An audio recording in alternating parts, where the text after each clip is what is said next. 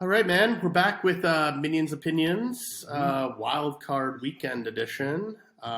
Take two, by the way. Yeah. But here we go, man. Best weekends of the year in the NFL, in my opinion. We wrapped Week 18 with a 5-2 record. Finished the regular season. What was that? 85, 38-2. I mean, good stuff all around. You can't get much better than that. So hopefully, for y'all who have been playing with us, you've been making some money, and you're happy there. So let's get into it, man. I know that we're kind of coming up against it. Saturday afternoon here in Toronto, around 2 p.m. We're a couple hours away from the first kickoff, which was Seattle going into San Francisco, and then we got the night game with the Chargers going to Jacksonville. Yeah. So 5 games over the course of the weekend. What do we like, man? San Fran. San Fran? San Fran team is going to be our play of the week. We're bringing that from the 9.5 down to a 2.5. If you're getting it at 9 down to a 2, great. Bless your heart. We always play the higher number. Nothing's rigged here. Again, we're playing 9.5 down to 2.5. There's going to be 5 7-point teasers. That's going to be our bet across the board. Beautiful. We apologize that it's a couple hours until game time, but it's what it is on a Saturday, and that's definitely the best value play. All right, man. So who do we like with San Francisco? So today, we're doing San Fran and the Chargers. We're bringing the Chargers from a 2.5 up to a plus 4.5. I'm seeing some books now are actually are 3. So, you know what? Again, let's play that higher number. It sucks to get that, but we will play the plus 4 then. So San Francisco minus 2.5 and Chargers plus 4. What do you like about the Chargers? I'm personally, we've been going back and forth. I feel a little stronger about the Jags. Anytime a home dog where I feel like they could outright win the game, my rule of thumb is take that home dog. But what do you like about the Chargers, man? Coming to think of it, too, remember Chargers beat the crap. Or, sorry, the Jaguars beat the crap. 38-10, dude. So, but there's a matchup there that they exploited. That was Week 3. Week 3. And remember, Herbert was a real mess with the ribs. They didn't know if he was going to play. I remember I lost that then. So Chargers better not. But Trevor Lawrence was a shadow of himself in Week 3. Yeah, this is where he's at now. So anyway, there's a lot to like about both teams. I will say Chargers have been the team that has historically screwed everybody and are the choke artists of the league. So Chargers, I'm a little apprehensive to jump on that bandwagon. It's more so, and really you shouldn't be playing this way, team, where, you should think whenever you get your catching points, you should think the team has an outright chance to win, not just, I hope they can lose by this much. Yeah, exactly. That's a wrong way to play. I'm catching 4.5. I played 4.5. I'll play with your money at the plus 4. The Chargers are the play.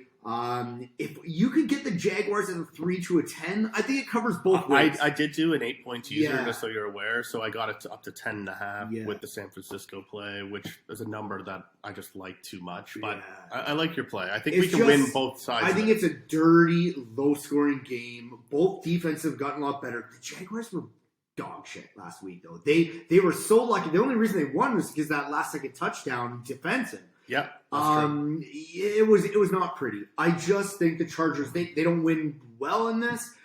Man, it's just, I like them more on the plus 4.5 that I got. I would still take the plus 4 again than the Jaguars. Okay. It's not my favorite play of the weekend, but we're going to try to get a game for you for every, or a play for you for every game. San Fran, it would be actually probably the last of all of the plays this weekend. That's the one. I agree. I was going back and forth on that one. I think we both come away with this one. I think so. I think it's going to be a close game. In the middle. Yeah. And remember, team, a side fact here is lines are so sharp right now, especially in the playoffs, that you're catching 7 either way. You can, as long as you hit that one game across the board, you're in real good position. It could catch both ways, whether you like Jaguars or Chargers. Okay. Yeah. All right. What do we like next? Next, we are going into the Sunday 1 o'clock, the Buffalo Bills. We're taking them from the 13.5 down to a 6.5. I usually, Adrian and I love our Bills, but I'm a little bit worried. It's a... I don't know. Of a trap game? No, I just... oh, man, again, if the Bills haven't been blowing teams out... They haven't blown out anybody. And if I was catching 3... So, here's the other thing, team. When the line started this week, it was -9 for Buffalo. That would have been great. You get it down to a -2. But then once they announced that Bridgewater was officially out, or they're announcing Skylar Thompson, they jumped up to 13, now 13.5. That's a scary number for me. It's just too much. The 6.5. I don't mind. At least it stays under a touchdown. Generally, the Bills should beat this team. They should rinse them pretty quick, but for me, it's not the best value play. And we're all about value here, Minion's Opinions. The Niners are the value play of the weekend. Okay, so what? Why not take? I mean, obviously we're cheering for the Bills. No, why not take Miami up to the 20?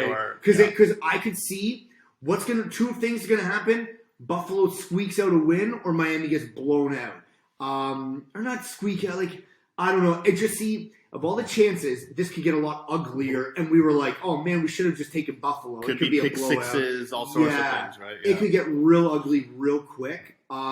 Compared to, I just see there's more of a play on the Buffalo value than the. I'm with you, man. I think the way we need to look at it is like, what can Miami realistically put up with a rookie quarterback? Let's use the benchmark of 20 points. Sure. Do you think they'll even get to 20 points?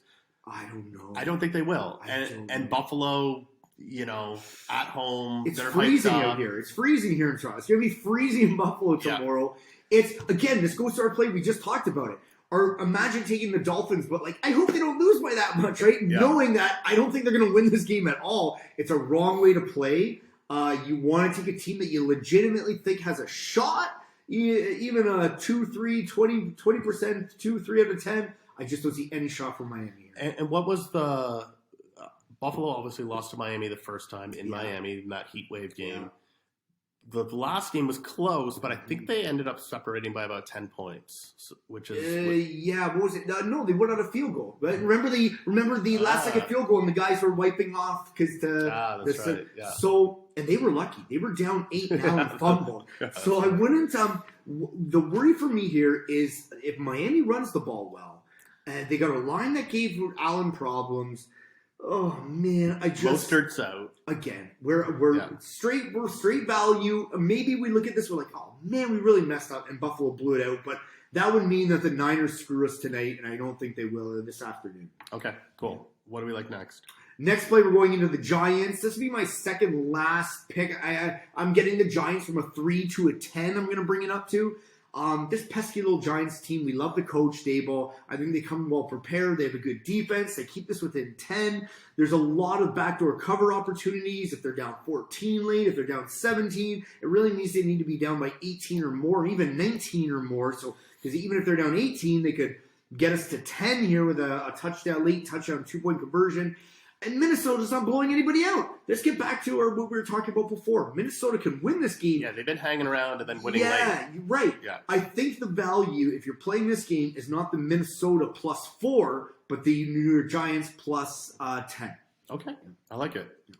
What next? Next, we're going into the Bengals and Ravens. Funny enough, I'm talking about, do you believe that a team can win? I don't know if the Ravens can win, but I'm taking the Ravens on the 8 to a +15. It's a lot of points. Yes, and here's why, team.